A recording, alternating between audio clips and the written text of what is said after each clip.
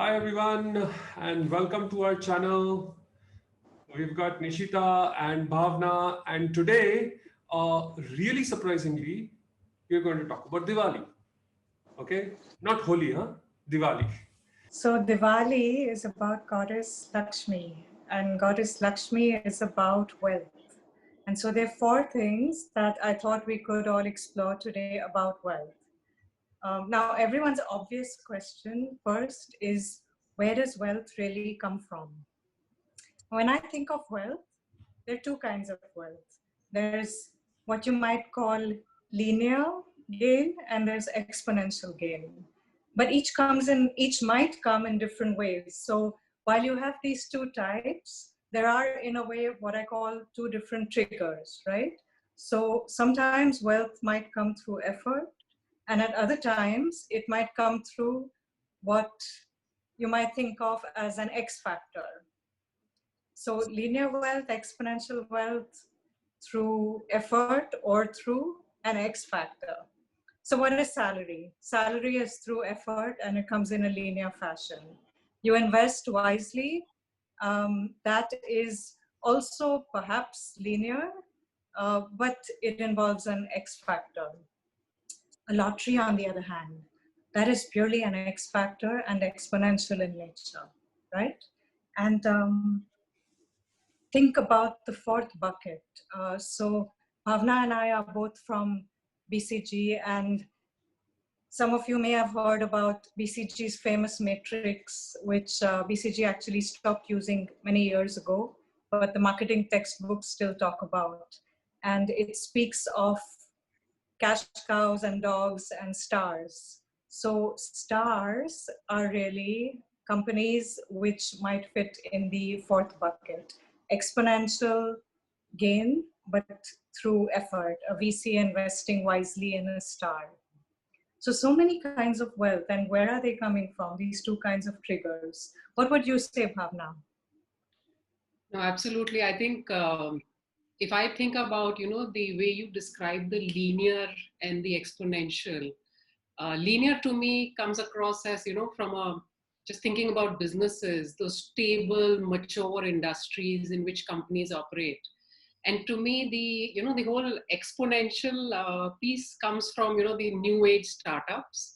And as I think about the four buckets, the piece around linear that, stays with me is, like a typical business, which is in a mature industry, which is trying to grow. And, it's like really plowing its way, looking at every tiny bit of an opportunity, literally adding the cents to bring out the big $1 million, because market is saturated, customer demand is very stable, low level. We used to have this term in economics called the Hindu rate of growth. So, those are the companies that come to my mind when I think about the linear and the effort-based wealth being created. Versus if I think about, in the same linear space, industries or companies in industries which may have had a regulatory change happen. So, regulation is something that can really tilt in favor of what may have otherwise been. So if I look at emissions, for instance, so when emission norms come in, people who are making devices that help with emission control, they suddenly, do very well. So, billions of dollars created thanks to regulation, just because the civic society otherwise wouldn't go in for these kind of control devices. On the other hand, if I look at the exponential growth, industry, I think about these startups, and they kind of fall in both the buckets: the ones that were growing and creating wealth with effort, and the ones which were with that X factor. So like the biggest e-commerce platform we all use, and I'm sure we were all heard of. It's kind of taken 2 decades to create that whole space, and it's kind of transformed over the years, tried various things, but it's created, and it's obviously taken its time to make it happen. What would you say, Bava? What is spirituality's view on effort versus X factor?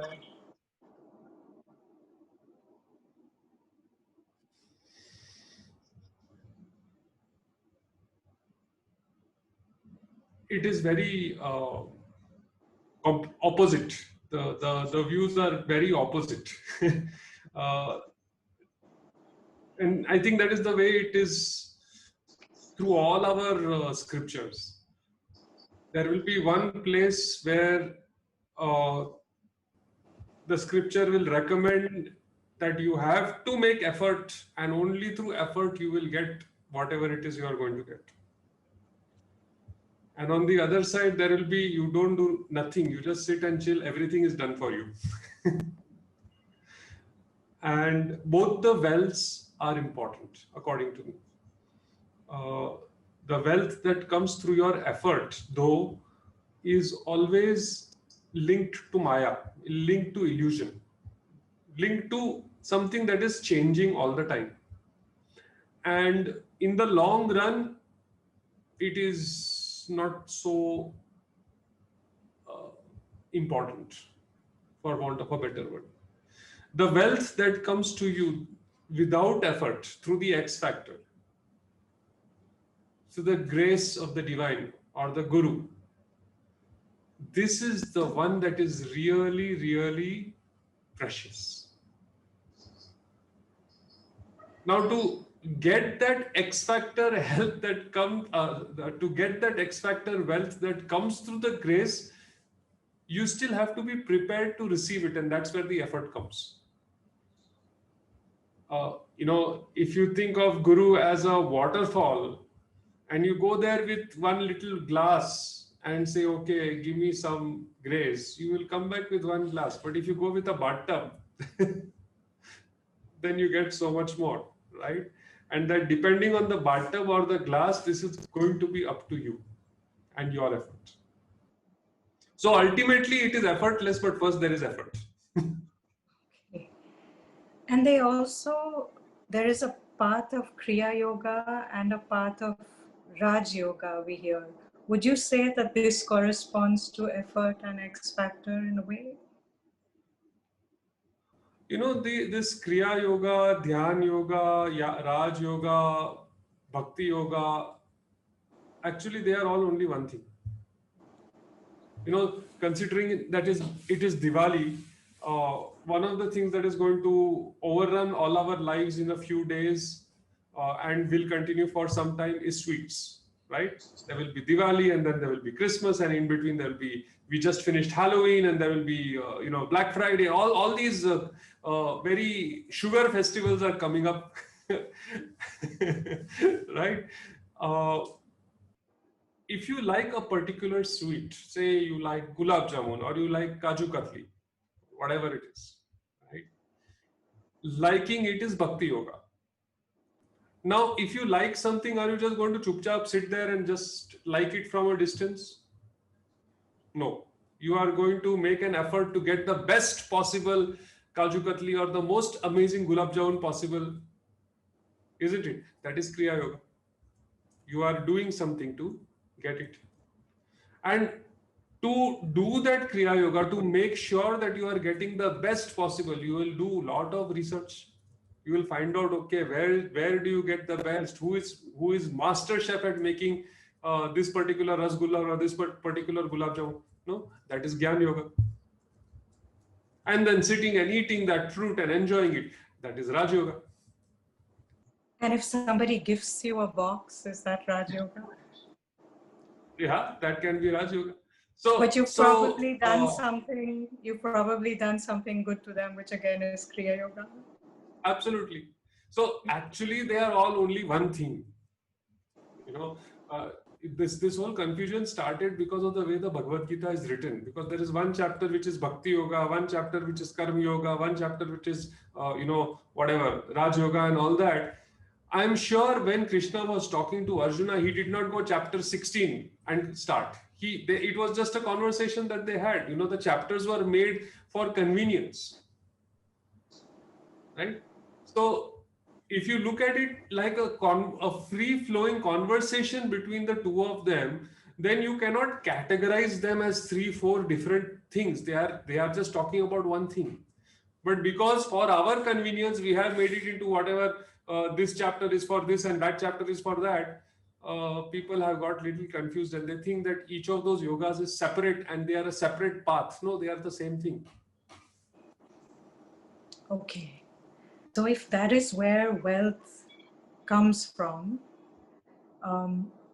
when does wealth come? Now, we have read about this story about Mount Mandara and the churning of the ocean, and how Lord Vishnu in the turtle avatar came to keep it afloat.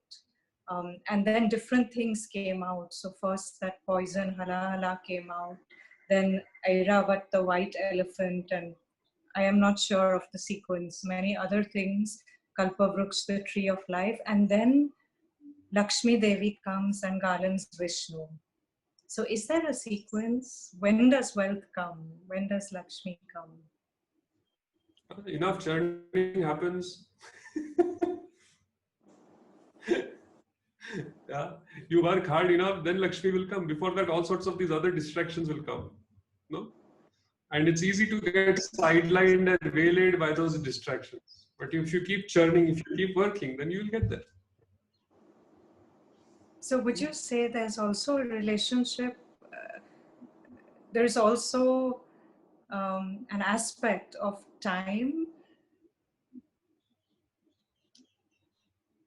Absolutely. I mean, now in today's day and age, if you started a company to make floppy disks, it is a business suicide. But 25 years ago, floppy disks were indispensable. Everything that worked in all corporates all over the world, all education institutions all over the world, everybody, they used floppy disks. So at that time, it was a booming industry. So time is very important. In fact, Gurudev, Shri Shri Ravi Shankar ji, he once said that समय ही तुम्हारा कर्म का फल खा सकता है. Meaning, if you are not on time, then there is no point. That thing could be completely useless. Like now, you say you are going to organize an event and you are going to make a brochure for it, right? You make the most classiest, most amazing brochure in the world, but if it comes 1 month after the event, what's the point? It needed to be there on that evening of the event. It came 1 month later. All the effort that you have put in has been negated by time. So time is crucial. 20 years ago, we had batchmates in business school who joined the big investment banks, which were very aspirational at the time. And then the Lehman Brothers crash happened. And they were left thinking what to do. And then there were other people I'm reminded of, like a dear friend who 20 years ago, after business school, ended up joining a public sector bank in India. Very smart IIT, and then IIM, but just didn't want to study, so joined a public sector bank. But fairly quickly worked his way into an Indian private sector bank, and then into an MNC bank in India. And then before we knew it, at one point, he was sitting in London in an investment bank there. And he'd crossed that hump of the Lehman Brothers crash and that downturn. So I'm reminded of that when you talk of time. And I almost wonder, therefore, is there this combination of patience and perseverance, and also in a way practicality? As you said, you need to be making, you shouldn't be making floppy disks at this point in time. What would you say, Bhavna? I think those 3 P's that you named are absolutely critical. But before I get to them, this is something, when Baba talked about Gurudev's point around time, it reminded me of this thing my dad used to tell me. It's in Hindi and then I'll translate it. He used to say, समय से पहले और किस्मत से ज़्यादा नहीं मिलता. And, it kind of comes back to me time and again. So I was reminded, yes, before the right time and before what you are destined for, or more than what you are destined for, you don't get. So anyways, coming to your 3 P's, patience, perseverance, practicality, I think that is so apt. I'm thinking, about this whole issue, or let's say the whole subject about diversity, in organizations, it's just been top of the mind because I had a couple of articles that got published, and a roundtable we recently did on the same issue of, especially gender diversity in organizations.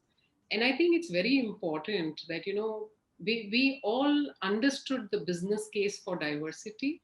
We all understood that, based on data, organizations which are more diverse were able to create much more value and better results compared to their lesser diverse counterparts. But it's not been a straightforward task. People, and that's where it comes to, this whole thing around perseverance, patience, and practicality. You've really got to plow through, age old biases, policies, facilities to make it happen. And a lot of times there is just so much skeptics around it. So not only is it about persevering, but you really need to have to take people on board and carry them along with you. And I think practicality is a given, because sometimes, it's easier to say things like, I'm sitting at this 30,000 ivory feet ivory tower, and I have put out a mission statement saying, we'll just make ourselves more diverse. But it doesn't happen that way. People need to be shown the actual steps that one needs to take to create a much more diverse organization. And at the end of the day, irrespective of what it has taken in terms of your patience, in terms of the amount of perseverance you've put in, and the practicality of each and every step that you've taken, it can take at least a decade, if not more, to actually see the difference. So to me, that's a very real life, here and now example of what time can do in terms of creating wealth, even after you put your mind to it. Unless there's an X factor involved. There's not always an X factor on everything, but yes, I agree. This X factor, someone had asked me, what do you mean by Gurudev's grace? What do you mean by grace? And I had said, grace is that which makes the physically impossible possible. Mm-hmm. Once you have made the physically possible possible. Okay. Once you have done your job, then the bonus that you get, which you did not expect, which is beyond your imagination, this comes to you through the grace. So, समय से पहले और किस्मत, what was that? समय से पहले और जो किस्मत में लिखा है वही मिलता है, किस्मत से ज्यादा नहीं, समय से पहले और किस्मत से ज्यादा नहीं मिलता है, समय से पहले और किस्मत से ज्यादा नहीं मिलता है। इन जनरल गुरुदेव को इक्वेशन में लाओ तो खत्म हो जाता है। समय से पहले भी मिल जाता है और ऐसा लगता है कि कहां से कौन सा किस्मत मुझे मिला है कि ये सब मुझे मिल रहा है। And Bhavna, you said something interesting just now. I was just talking to one of my coaching clients, and he was saying this, Baba, I am always so scared that I have got so much. What have I done to deserve it? Oh. I have a most amazing wife. I live in Europe. I have a fantastic job. He's the only Indian in an all-white company. He's just absolutely, he is living the dream life. And he keeps saying, मुझे समझ में नहीं आता है, मुझे डर लगता है. I actually get anxiety कि how come this is happening and what if it's taken away? And right. What I told him, I think I should share over here. I said, look, there is no such thing as a free lunch in the universe. The fact that you are getting means you are deserving it. You deserve it. Somewhere or the other, you have worked for it, you have, slogged, and now you are getting it, so enjoy it. Okay. At the same time, this think that, oh, I don't deserve it, is actually gratitude which has been warped. So I told him, you know what, if you just sit there and every day think about all the things that you are grateful for and feel blessed and lucky instead of anxious, it will make such a huge difference to you. Right. And he said, oh yes, yeah, I never thought of it like that. He said, for maintaining whatever you have got, you need to have gratitude. That is the maintenance. If you want to enhance what you have got, then you have to go into contributing, giving back to society. Right. Because the rule of the universe is more you give, the more you get. You know that very famous story of Gurudev, where that Yes. little child comes and says, I want some sweets, and Guruji gives him, and he goes and distributes them, comes back, gives him, goes, distributes. It happens some 7-8 times, and then person next to Gurudev says, how long are you going to keep giving him sweets, Gurudev? And Guruji says, as long as he keeps distributing them, as long as he keeps giving them away. So if you want to enhance what you have, if you want even more goodness, wonder, joy, beauty in your life, wealth, then learn to give. That will bring more. If you want to maintain what you have, then feel grateful. But the combination of feeling gratitude as well as giving together, I think, this is the spirit of Diwali. They say spirit of Christmas, the spirit of Diwali is this, feeling gratitude and dil khol ke dena. That I think would be called the spirit of Diwali. That's so beautiful. And you actually just preempted the third question, which is once wealth comes, everyone wants it to stick and grow, not to go. So you've shared the most beautiful insight into that. So we'll move on to the last question, which is in a way a more fundamental question. Should Lakshmi be an objective or an outcome? So for instance, the traditional view in the business world, the Friedman view, was that the business of business is business. We're here to make profit. Then the 2008 crisis happened. More recently, we went through this crisis which has hit economies. And leaders have started to realize that they need to think beyond just purely financial goals. They need to think of purpose. They need to widen their agenda to include social goals as well. So there's almost this shift from profit to purpose, and from purely financial goals to also including social goals.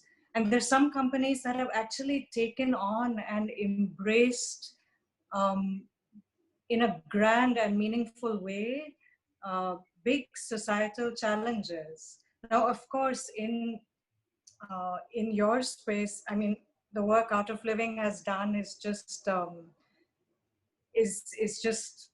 the thing history books will speak about, inspired by Gurudev's vision to create a stress-free society and violence-free world. Millions across the world have been mobilized. But if you look at the business world more recently, in these times, take BCG, for example, which we're all familiar with, Bhavna. So BCG today doesn't define itself the way they did when we were there. Today, it is actually driven by how it can advance the world. I know that climate impact is on the global corporate agenda now. And for those of us who still don't believe me, there's a very recent Harvard Business Review case study on Larry Fink, the chairman and CEO of BlackRock, the largest investment management company, where he appeals to CEOs expressly stating that it is an imperative for sustained success. One needs to embrace not just financial goals, but broaden it to social goals as well. One needs to think of not just shareholders, but a whole set of other stakeholders, your own employees, your customers, um, the, the wider society that you're operating and running your businesses in. Yeah, you say that business of business is business, but who are you doing business with? It's people. You're not doing business with, aliens from Mars. So if the business of business is business, and if you really want to succeed at it, you need to take care of people. And whether those people are your own employees, whether those people are your stakeholders, whether those people are your shareholders, whether those people are even your competitors. If you don't do that, sooner or later, your business is going to crash. And it is going to crash, and it is going to affect so many people because you were too short-sighted to realize that you are doing business with people. You are not doing business uh, with some extra entity, right? So I'm really surprised that people didn't catch on to that before all these crises happened. That's a wonderful way of putting it. Do the scriptures also say anything about whether Lakshmi should be an objective or outcome that happens when you do these broader set of things? The scriptures,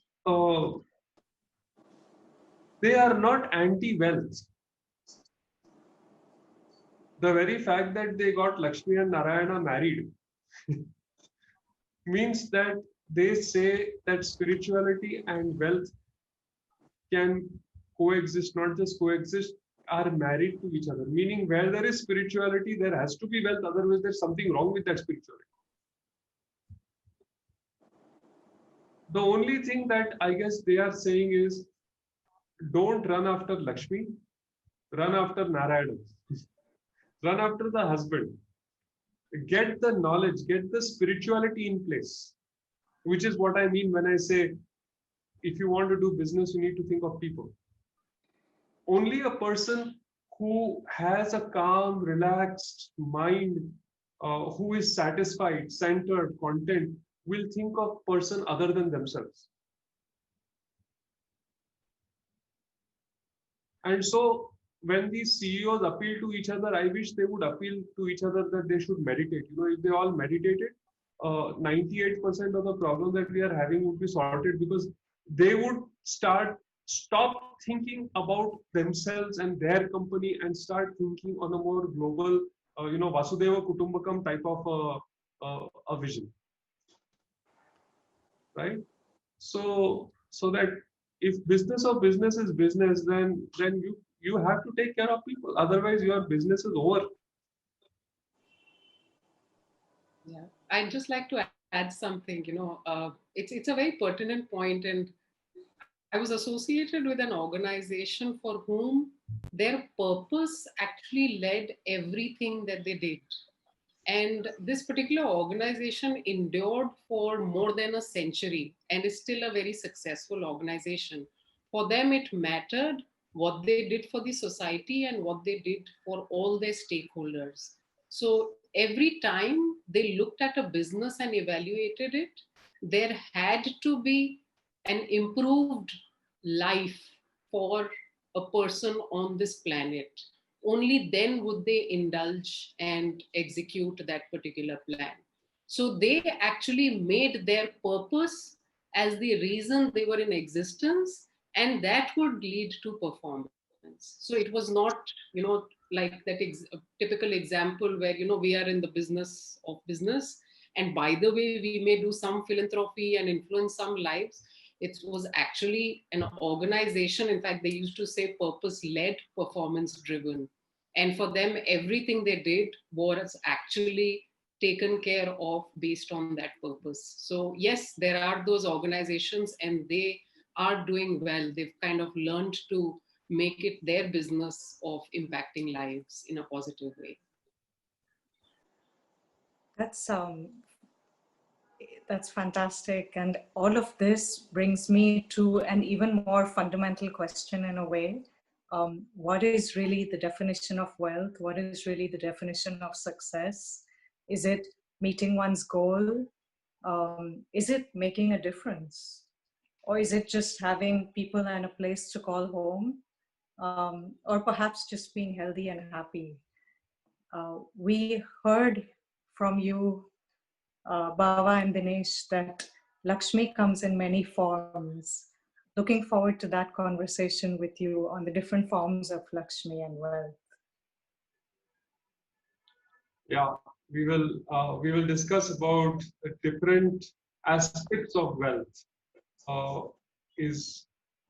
And that true prosperity is only available when all these aspects of wealth are satisfied. And while you look forward to that particular video, I would like you to really think about that. Maybe put some comments down there and tell us, what do you think wealth is? What could be the different aspects of Lakshmi? Yes, the most obvious one, of course, is the Lakshmi with the throwing out gold from her hands and all that. But there are other Lakshmis also. Yeah, and if you could be the person who would manifest these different Lakshmis, they are called the Ashta Lakshmis. What would Ashta means 8? What would your 8 Lakshmis be? Okay, what do you think are your 8 wealths? And we'll discuss them very soon on our next video, where we'll talk with Nishita and Bhavna.